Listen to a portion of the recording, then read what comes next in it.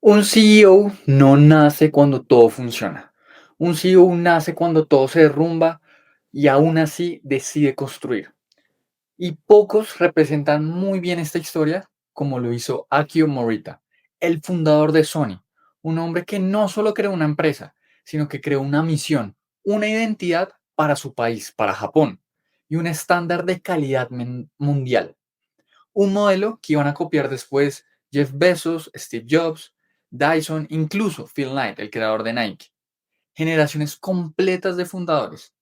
Porque Akio Morita no solo fundó o cofundó Sony desde una oficina con aire acondicionado, construyó un edificio quemado en una ciudad destruida, con cero recursos y en un país en ruinas. Aquí comienza la historia de un hombre que transformó Japón. Hola, mi nombre es Juan Suárez y esto es Lecciones de CEOs. Analizo la vida de cada uno de los líderes que han transformado el mundo. Vamos a ver su historia, sus fracasos, sus principios, para que tú y yo podamos aprender de ellos y aplicarlo a nuestra propia vida. Antes de empezar, te quiero decir algo súper rápido. Por favor, si aún no nos sigues, hazlo. Dale clic en seguir aquí en la plataforma. Y dos, si nos puedes colocar 5 estrellas, si crees que este episodio y este podcast en general te ayuda, por favor hazlo. Ahora sí, volvamos a la historia. Bien, imaginémonos a Tokio en 1945, donde pues evidentemente no es la ciudad que conocemos hoy, un país, una ciudad devastada por la Segunda Guerra Mundial. Si bien la bomba que Estados Unidos no fue en Tokio, no la mandó a Tokio, sino fue en Hiroshima, por supuesto, los restos de la guerra, de la Segunda Guerra Mundial, también se habían representadas en Tokio. Era un mar de cenizas, una ciudad sin transporte, sin comida, con muchas personas desplazadas que pues iban a Tokio, a la capital del país, en busca de oportunidades.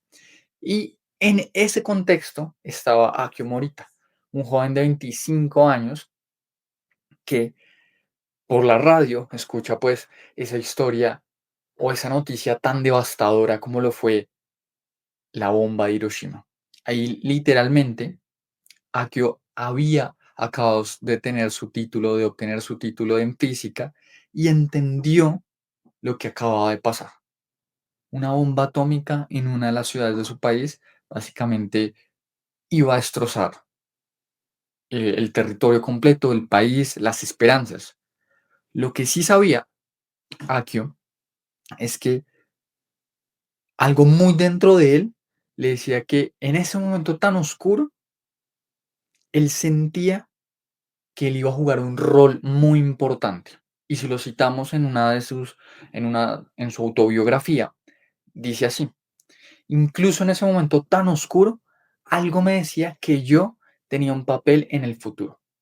Y aquí empezamos a ver esa determinación, esa convicción, esa señal de liderazgo que, si bien, como lo marqué al principio, puede que no tengas todos los recursos, pero en la medida que tienes esa convicción, seguramente vas a renacer. Ahora bien, esa confianza que él tenía en sí mismo no fue que se levantó y dijo, ok, voy a reconstruir Japón con mi optimismo, ni mucho menos.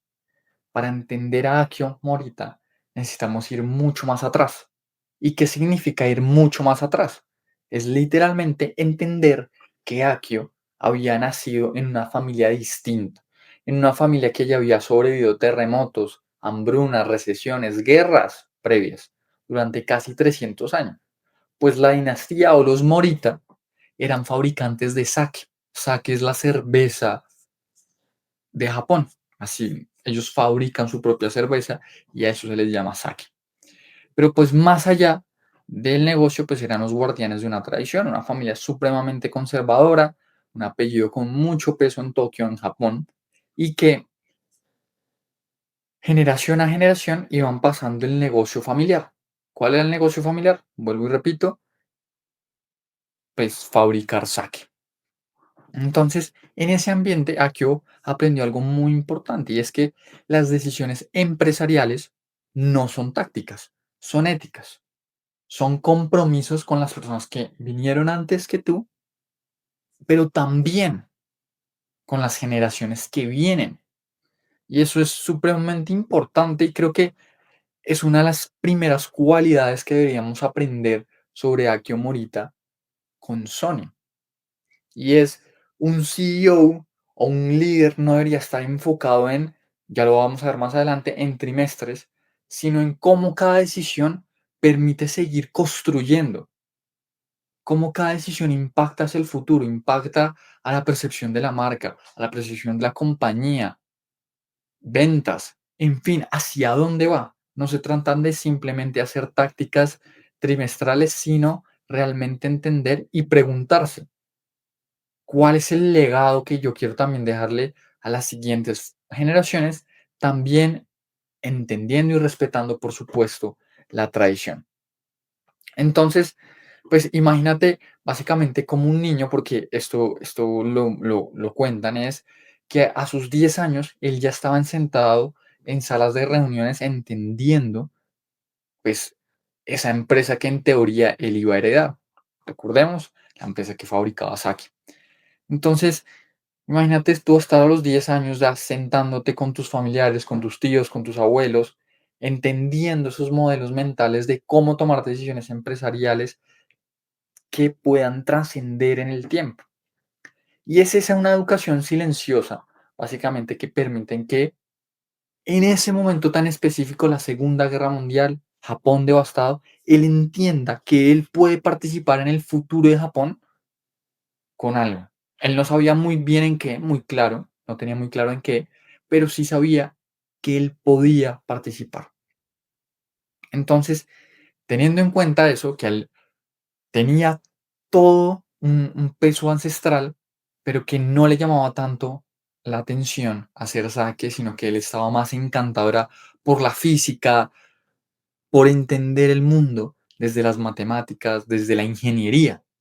Y justamente ahí era donde todo iba a cambiar, porque Akio pensaba en circuitos, pensaba en las ondas de radio, él quería entender, desarmar las radios para saber cómo funcionaban esos aparatos. Y justamente eso, o la guerra, hizo que se juntara con un cofundador bastante interesante, una persona supremamente brillante, una persona,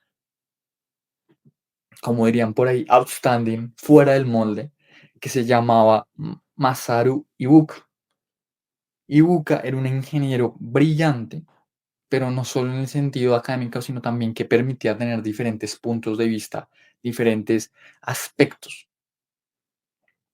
Y aquí les voy a contar una anécdota. Y es, durante la guerra, su equipo necesitaba calibrar un componente para que vibrara a 100 ciclos por segundo. Y pero en ese momento los instrumentos para medir eso eran bastante imprecisos. ¿Y qué fue lo que hizo Ibuka? Fue contratar a estudiantes de música con un gran oído para escuchar si la frecuencia coincidía con la dipason. Entonces, ahí ya vemos que es una persona totalmente creativa. Recordemos que la creatividad no se trata de pintar bonito, de colorear bien, sino de conectar esos puntos. Y eso sí que tenía Ibuka. Entonces, a partir de eso, cuando Akio escuchó este tipo de historias, pues naturalmente quiso reunirse con él y supo que si él quería construir algo grande, lo quería construir con él.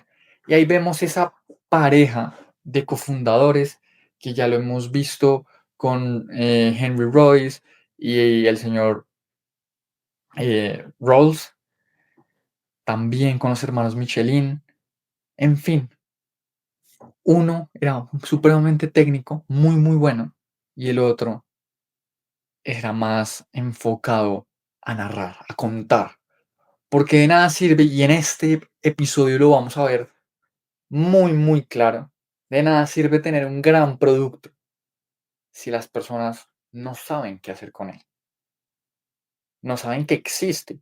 Y, y esta característica de Akio Morita se comporta muchísimo con Estée Lauder, ya lo vimos en el episodio de ella. Ella hacía demostraciones de sus cremas, hacía de todo para mostrarle a sus clientes lo bueno que eran sus productos y por supuesto, a partir de ahí generar más ventas. Y fue justamente, me estoy adelantando un poquito, pero era justamente lo que Akio Morita con Sony hizo. Demostrarle a las personas, educar a las personas qué era lo que su producto podía hacer. Entonces, a partir de ahí, se termina la guerra y comienza esa ocupación estadounidense en Japón. Y en medio de ese caos, Ibuka decide abrir un laboratorio en literalmente un edificio súper, súper dañado. Tenía goteras, no tenían maquinaria, se les metía el agua. Contaban que cuando llovía, era básicamente tenían que abrir los paraguas para poder trabajar. Y ahí fue donde Ibuka lo que quería hacer era reparar los radios. ¿Por qué? Porque el gobierno japonés durante la guerra había mandado a cortar, digamos, todos los radios para que no pudieran los habitantes de Japón escuchar otras frecuencias que les permitieran escuchar o entender o tener propaganda del mundo occidental. Entonces ahí fue donde Ibuka pues encontró una oportunidad y empezó a abrir un taller. Ahora, a partir de esto fue que Akio le pareció supremamente interesante, fue allá donde Ibuka dijo, oiga, pues asociémonos y a partir de ahí creemos tecnología que sea de primer nivel. ¿Por qué? Porque pues se escuchaba que así como en su momento eh, China dicen que es la fábrica del mundo y que todo está chiviado, todo está copiado, en su momento Japón también tenía esa fama. Y eso a Akio Morita no le gustaba. Él sabía que en Japón había gente muy buena, gente muy brillante, que hacía las cosas con muchísima precisión, con muchísimo estudio, y pues que no, pues que Japón no quería copiarse y no quería hacer productos de mala calidad. Entonces a partir de ahí fue que realmente nació Sony. Ahora, entendiendo lo primero, y es que Sony no se llamó en un primer momento Sony. Ellos tenían un nombre supremamente raro, pero Akio Morita dijo, si nosotros realmente queremos impactar el mundo, él no estaba pensando en Japón, sino en llevar su misión, en levantar a Japón, de posicionar a Japón como una potencia mundial, como una potencia a nivel de tecnología, pues no podía ser un nombre en japonés, tenía que ser un nombre sonoro, un nombre corto. Y a partir de ahí de sonus, de la palabra sonus, que en latín significa pues sonido, fue que a partir de ahí fue que construyeron Sony. Ahora, pues no todo arrancó como ellos quisieran, porque ellos empezaron inventando, hagan de cuenta, una olla express para hacer arroz. Era cero glamuroso, pero pues recordemos que en Japón consumen bastante arroz, no solo por el sushi, sino en general con sus preparaciones. Entonces lo que ellos querían hacer era una olla que les permitiera a los restaurantes pues cocinar su arroz. ¿Cuál fue el problema? Y es que o quedaba muy crudo o se cocinaba hasta quemarse. No había ese punto medio. Y fue justamente ahí donde pues muchos de nosotros podemos desistir, decir, oiga, esto pues no funcionó, ya nos vamos a hacer otras cosas. Ellos siguieron insistiendo y fue ahí donde em, siguieron intentando. ¿Por qué? Porque tienen una filosofía bien interesante y es muy parecida a la de Thomas Edison cuando creó la bombilla y es que cada error los acercaba a eso que querían hacer. Entonces ellos decían, esto nos acerca más, así que seguimos y seguimos y vamos a seguir. Era un tipo de combustible totalmente diferente, más que llegar al resultado, era más enfocado en el aprendizaje. Entonces, durante esto, siguieron trabajando, pero había una tarea supremamente importante antes que Akio Morita tenía que hacer, y era romper con su destino. ¿Cuál era su destino? Recordemos, era un legado familiar de casi 300 años con su empresa o con la empresa familiar de Saki. Y aquí esto realmente me sorprendió porque su padre fue lo suficientemente comprensivo y amoroso que le dijo, oiga, pues si usted realmente ama este tema de la tecnología y no le encuentra tanto interés a producir saque, pues vaya y se dedica a hacer tecnología. Incluso le dio 19.000 yenes. Y esto no es muy común, vuelvo y digo, porque hay muchas historias, pues porque hay muchas historias, perdón, que realmente pues están enfocadas en, no, pues hay que seguir la tradición, si somos una familia muy conservadora, pues hay que seguir haciendo lo que ya se ha venido haciendo hace mucho tiempo.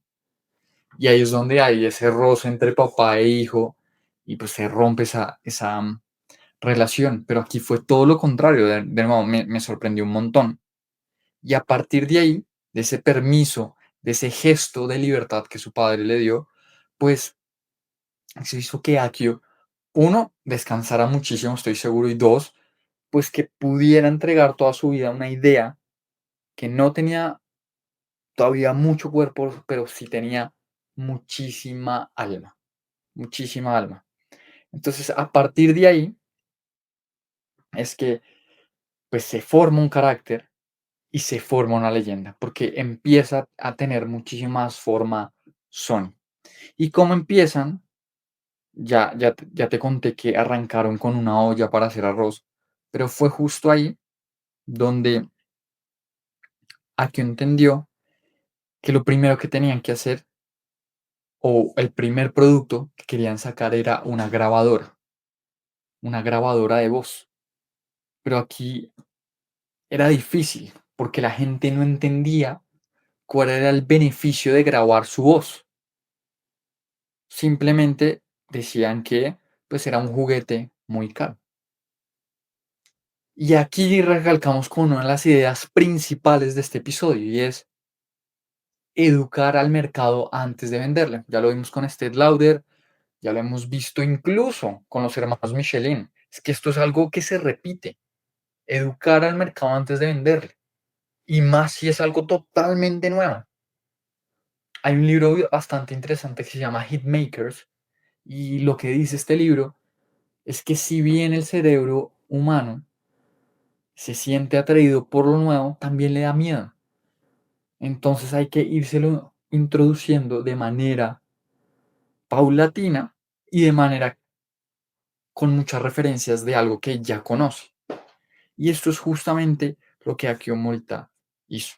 Entonces, ya esto aquí viene con algo, con una frase muy interesante y cito, un buen producto no se vende solo, el cliente no es adivino, hay que enseñarle a desear lo que aún no sabe que existe. Entonces ahí él dejó de ser ingeniero y empezó a convertirse en uno de los mejores estrategas de consumo del siglo XX. ¿Por qué? Porque, vuelvo y digo, la gente no entendía para qué servía esa grabadora, pero a partir de ahí, él tenía una frase muy clara y es, no falló el producto, no es que el producto esté mal, es que yo fallé explicándolo. Entonces, hacia allá fue que empezó a mostrar las cualidades y los beneficios, la transformación. Eso también lo hemos visto en muchísimos episodios. ¿Cuál es esa transformación que va a tener el usuario, la persona, el cliente que utiliza el producto o el servicio? En la medida que nosotros somos capaces de mostrar esa transformación lo más clara posible, para el usuario va a ser muy, muy claro esto. Entonces, literalmente Akio Morita cogió sus cosas, cogió sus productos y empezó a explicarlo y se fue incluso a los tribunales japoneses para explicarles y para contarles cómo una grabadora de voz les podía servir. ¿Por qué? Porque en ese momento, por la guerra, faltaban muchos taquígrafos. Entonces fue justamente ahí donde los jueces no preguntaron qué es esto, para qué sirve, sino le preguntaron cuántos nos puedes entregar, cuántos nos puedes vender. ¿Por qué? Porque les solucionaba la vida, porque se veía muy clara la transformación. Y entonces, a partir de ahí, es que él entendió que había que educar muchísimo al usuario, al cliente. Y fue justamente ahí donde también empezó a darse cuenta que no se trataba de crear algo en un trimestre, sino crear algo en el largo plazo. Empezar a entender que todas las decisiones tienen un impacto, no solo en el corto ni en el mediano plazo, sino sobre todo en el largo plazo. Entonces, a partir de ahí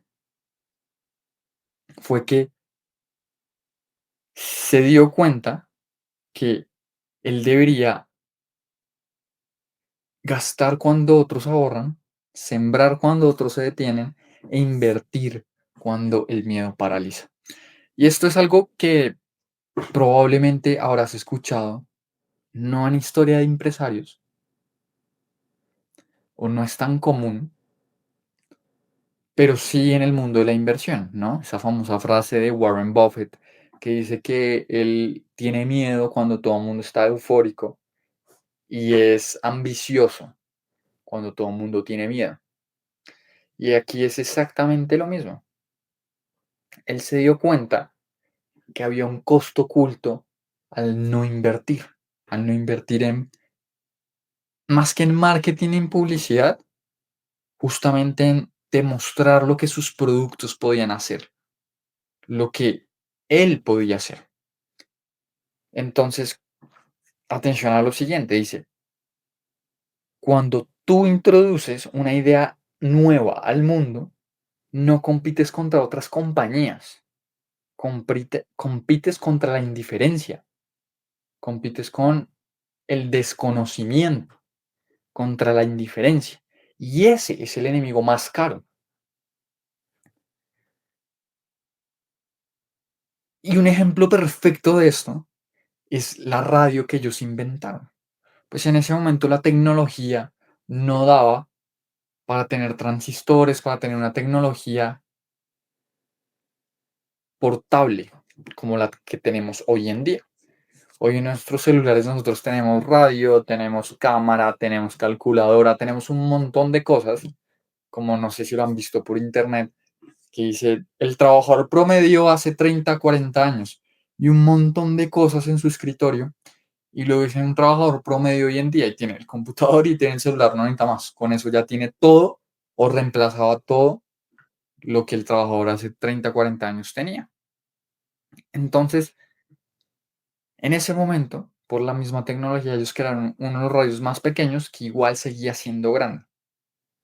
Pero como ellos querían que fuera portable, que la gente pudiera escuchar música, pudiera escuchar muchas cosas mientras se desplazaba y que no fuera estático, mandaron a hacer una camisa donde el bolsillo fuera mucho más grande y pudiera caber el radio. Entonces aquí también es algo clave y es poder entender lo suficiente para el mercado y poderlo cambiar, adaptar tu producto incluso, hacer que las personas se adapten a a tu producto. Las personas empezaron a comprar estas camisas para poder llevar su radio. Entonces es súper interesante esto, no solo educar, sino también mostrarle a las personas o, sí, seguir con esa línea más bien de qué es lo que quieren, porque eso mismo pasó o es una anécdota que cuentan en Apple con Steve Jobs, ¿no? Donde incluso Henry Ford, donde ellos dicen, si yo le hubiera preguntado a las personas qué es lo que quisieran, qué es lo que querían, pues Henry Ford respondería, pues las personas dirían, pues un carruaje con más caballos, no el carro. Y eso es lo que hace a las personas que marcan la diferencia con empresas legendarias, pues básicamente, más que preguntarle al usuario, venga, ¿usted qué es lo que quiere? Porque es que el usuario no se lo imagina, no sabe, hasta cuando lo ve. Y eso fue algo que hizo Akio Morita también. Y es, tenía la radio, se creó la camiseta más grande para que la gente pudiera portar su radio y escuchar cosas. Pero seguramente las personas no hubieran sabido qué responder cuando les hubieran dicho, bueno, ¿y usted qué es lo que quiere? Y esto mismo fue lo mismo que les pasó con el Walkman.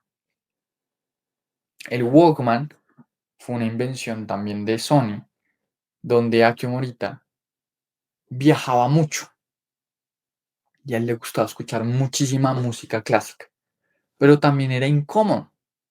Era incómodo poder llevar esas radios tan grandes en los vuelos, en la calle, así que él se dio cuenta que ese problema no lo tenía solo él. Ese problema también identificó que lo tenían muchas personas en la calle. Y ahí es donde traigo también a colación el episodio que tuvimos con Amiel Manevich, este emprendedor caleño que tuvimos aquí en Lecciones de CEOs. Pueden ir a verlo también. El episodio se llama El secreto de los grandes emprendedores. Y es esa sensibilidad. En la medida que uno es sensible, que está mucho más despierto, que entiende, que ve cuáles son las dinámicas que suceden en la calle. Es que no se trata tampoco de contratar un estudio de mercado de McKinsey, bueno, estos estudios benchmarks súper, súper caros. No, se trata de estar muy atento, de ser sensible a lo que está pasando. Y eso fue justo lo que le pasó a Akio Morita. Akio sí se dio cuenta que mucha gente tenía este problema. ¿Y qué pasaba? En Sony, sus mismos ingenieros se le burlaban porque, claro, ahora era distinto, ya no era una grabadora, ya no era un dispositivo que grababa, sino era un dispositivo que reproducía las grabaciones. Entonces los ingenieros, como ya estaban acostumbrados a lo que hacían, pues decían, ¿quién va a comprar un aparato que solo reproduzca? Pero resultó ser que el Walkman fue ese producto que catapultó a Sony a la cima o a ser muchísimo más reconocido a nivel mundial. ¿Por qué? Porque todos tenían el mismo problema, no solo en Japón, en el mundo. La gente quería llevar su música para todo lado, pero no tenían un dispositivo y menos no iban a saber que eso era lo que querían. Entonces, clave eso. Segundo punto me parece a mí gigante y es esa sensibilidad, estar despierto ante las oportunidades que hay en la calle, de pronto dejar el celular un día en la casa o apagarle las notificaciones, en fin, cuando uno no está esperando en la cita médica o en algo, no sacar el celular y más bien ponerse a observar qué es lo que está haciendo la gente para darse cuenta cuál es un problema y cómo yo probablemente o potencialmente podría solucionarlo. Supremamente importante esto, ser sensible. Ahora, Akio tenía una misión, como ya lo dije al principio de este episodio, tenía la misión de que Japón fuera reconocido a nivel mundial por ser potencia, de crear grandes productos, no que solo Sony fuera una gran empresa. Por lo tanto, quería seguir expandiéndose a nivel mundial, pero tenía algo muy, muy claro, y es que, abro comillas, si queremos ser verdaderamente grandes, no podemos quedarnos aquí. Y cuando decía aquí no se refería a Tokio, no se refería a Japón, a su cultura. Él quería realmente pasar o romper esa burbuja invisible que toda la empresa podría tener. Y se mudó a Estados Unidos. ¿Por qué? Porque él decía, una de las mejores maneras de expandirnos es llegar a uno de los mercados más grandes. Y por supuesto es Estados Unidos.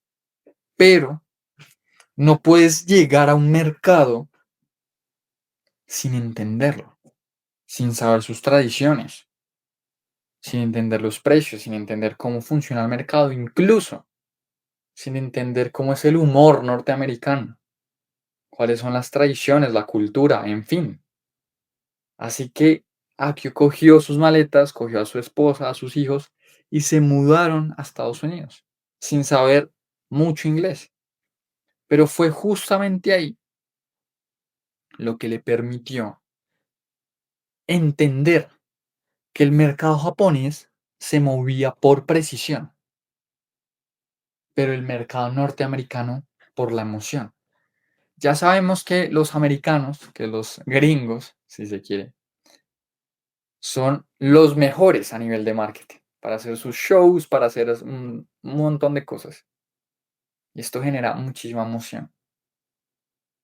Entonces, si Sony realmente quería entrar, tenía que entender, tenía que cambiar su mentalidad. No solo a su tradición y a su, digamos que lo que había aprendido en Japón, sino también cambiar su estilo de vida. Y fue justamente ahí donde también entendió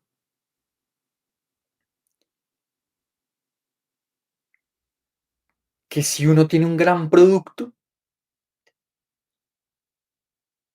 debe comercializarlo también a lo grande. Porque qué miedo es hacer un gran producto, pero después lo distribuye cualquier otra empresa y no lo hace bien o como tú quieres, pues la experiencia final o tu cliente final no va a tener todo, todos los elementos que tú quieres o que se combinan de una manera adecuada para que realmente sea una experiencia memorable. Entonces fue justamente ahí donde iba, fue a Estados Unidos, creó un showroom, se convirtió en un embajador de Japón, no solo de Japón, sino pues de su propia marca de Sony, para entender que pues realmente, y aquí muy parecido a Bernard Arnault de Louis Vuitton Monet Hennessy, y es, si tú tienes un producto muy top, muy premium, tienes incluso que controlar toda la cadena de distribución. Esto también, naturalmente, también se parece a la historia de Amancio Ortega, el fundador de Inditex, del grupo Inditex, es decir, Zara, Bershka, un montón de marcas, y es tener una integración vertical. Literalmente, tener que ser casi que tu mismo proveedor, fabricar y tú mismo distribuir, tener esos puntos de comercialización también. Entonces, en la medida que él entendió esto, pues se dio cuenta que realmente esto era supremamente importante, tener el control de esto. Ahora, otro elemento para llevar a Sony a ser una marca global, además de mudarse a Estados Unidos, de controlar su distribución, aquí hay una anécdota muy clave que definió toda la historia de Sony.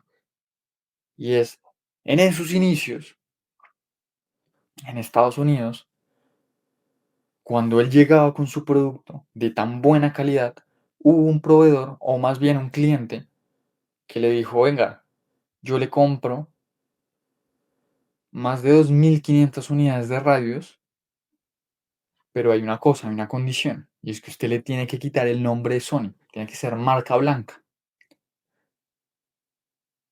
Entonces, claro, en ese momento donde tú estás arrancando, pues sin duda alguna, esa venta puede generarte muchísima caja, puede darte muchos meses de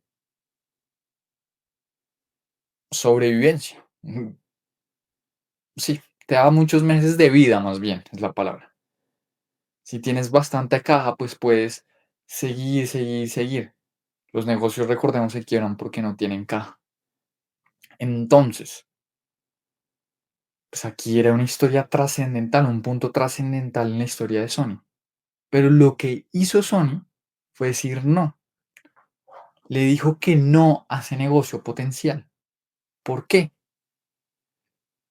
Porque él entendió, aquí entendió que ellos no eran, que ellos eran creadores, no fabricantes. Eran innovadores, no imitadores. Ellos sabían que eran premium, no eran genéricos. Y en la medida que fueran marca blanca, pues realmente nunca iban a llegar a esa misión que él tenía. Y era que fueran reconocidos a nivel mundial por la calidad. Sino realmente, pues, si aceptaban, iban a ser una empresa enfocada netamente en ser una empresa de marca blanca que le fabrica a otros más y ya está. Un simple eslabón en la cadena de producción. Pero aquí afortunadamente tuvo esto muy claro y cambió esto. Ahora, por supuesto, y como todas las empresas grandes o que han marcado época, incluso lo hace hoy, por ejemplo, Michel Ferrero, pues Ferrero, y pues lo hizo su fundador, Michel Ferrero,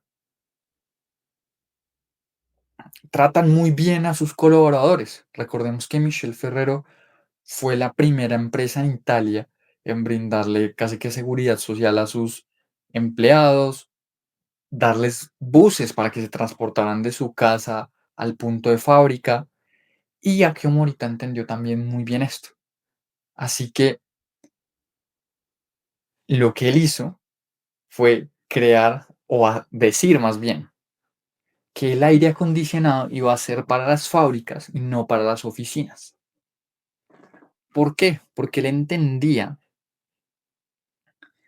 que en la medida que se fabricara un gran producto, el cliente lo iba a disfrutar muy bien. Y a partir de ahí, pues iba a ser básicamente una rueda infinita que iba a estar girando todo el tiempo. Entonces, aquí dijo una frase clave que también me parece importantísima y es, el lujo del liderazgo no está en lo que se consume, sino en lo que se construye. Entonces, clave eso, porque como el producto viene antes que el ejecutivo, la fábrica viene antes que la oficina y el ingeniero viene antes que el gerente, para él en esa jerarquía debía primero construir grandes condiciones para los ingenieros y para pues, todas las personas que trabajaban en la planta.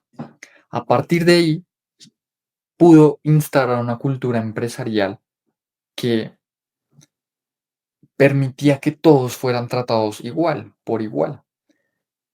En estas empresas industriales de esa época, después de la Segunda Guerra Mundial, pues era muy marcado esa jerarquía, ¿no? De los gerentes o el C-level tienen pues unos grandes beneficios y los demás pues no tantos. Aquí lo que hizo fue Akio Morita invertir esa pirámide para que las personas que tenían todo, digamos como esa injerencia total, si bien un gerente también toma decisiones importantes que terminan impactando en los clientes, pues lo que veía Akio Morita era que cada construcción de cada aparato electrónico pues dependía muchísimo más de una persona que trabajaba en la planta. Ahora bien, clave, seguimos con esa expansión de Sony también en el mundo. O sea, ya hablamos de que se fue a vivir a Estados Unidos,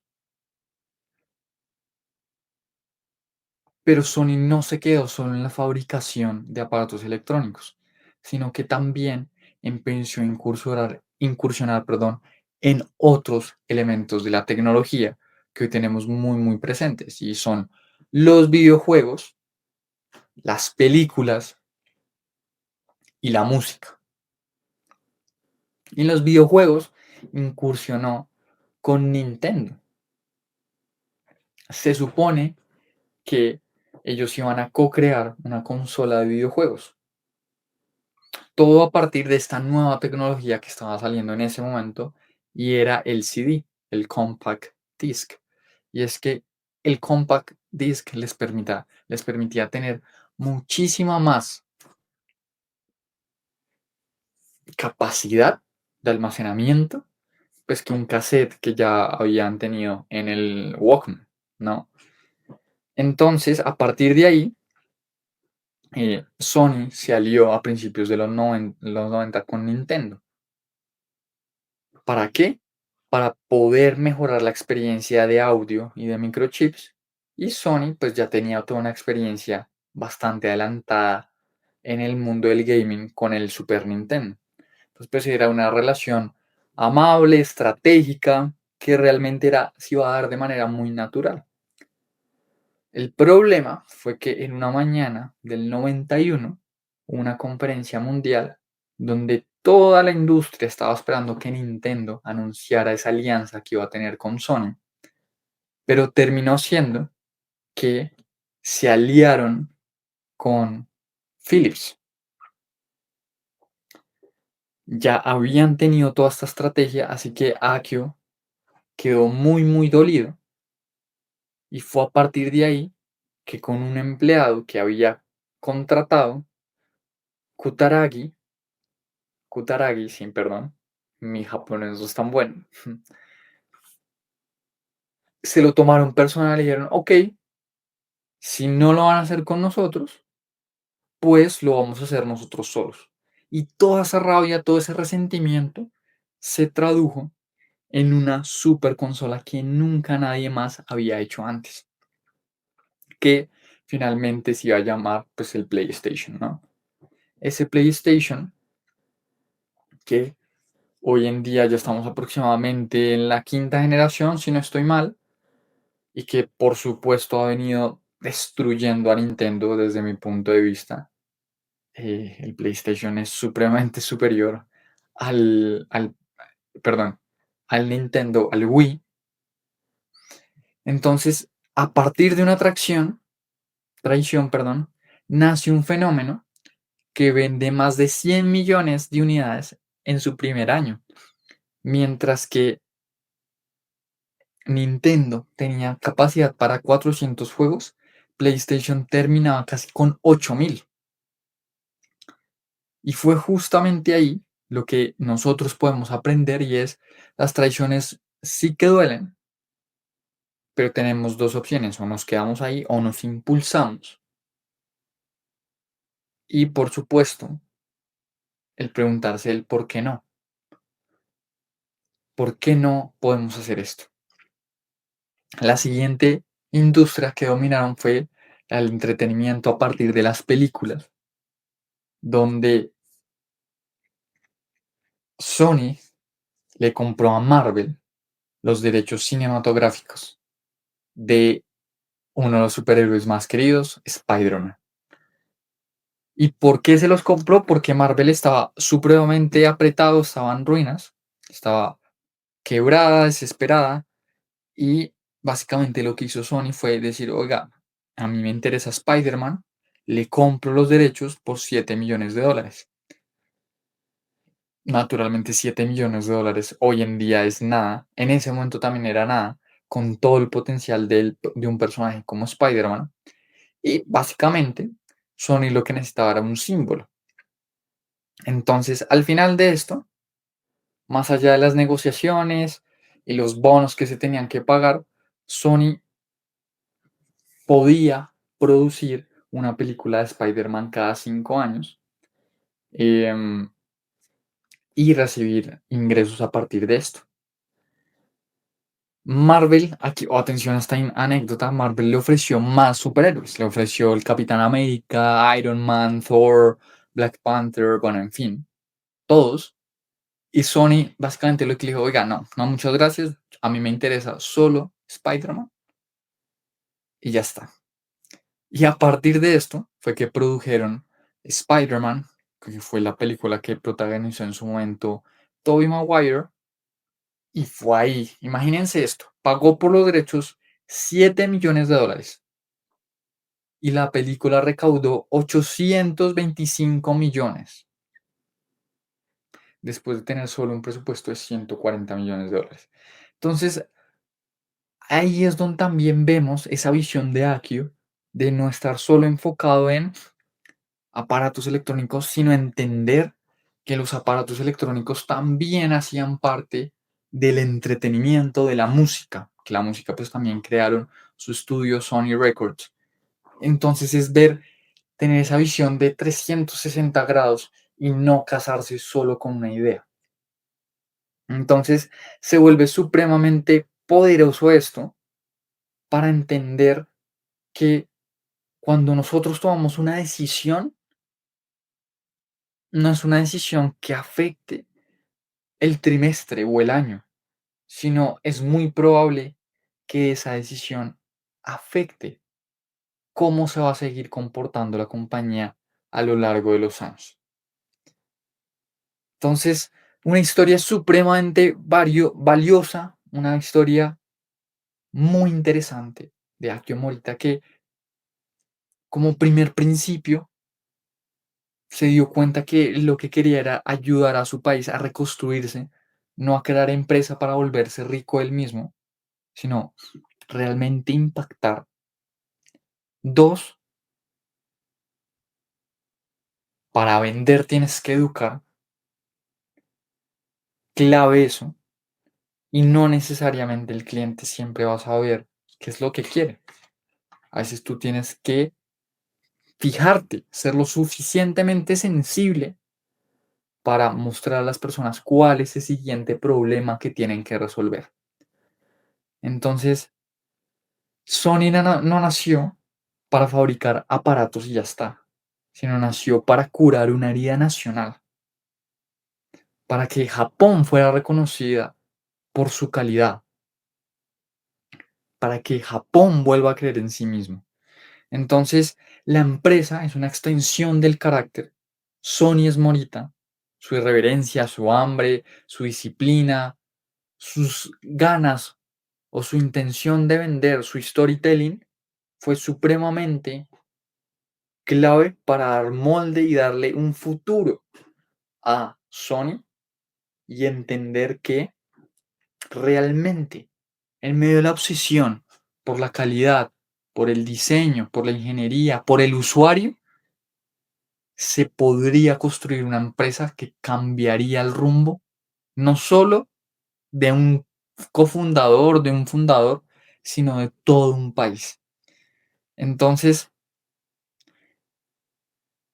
nada, un episodio espectacular que de verdad termina cuando Morita sufre un derrame cerebral,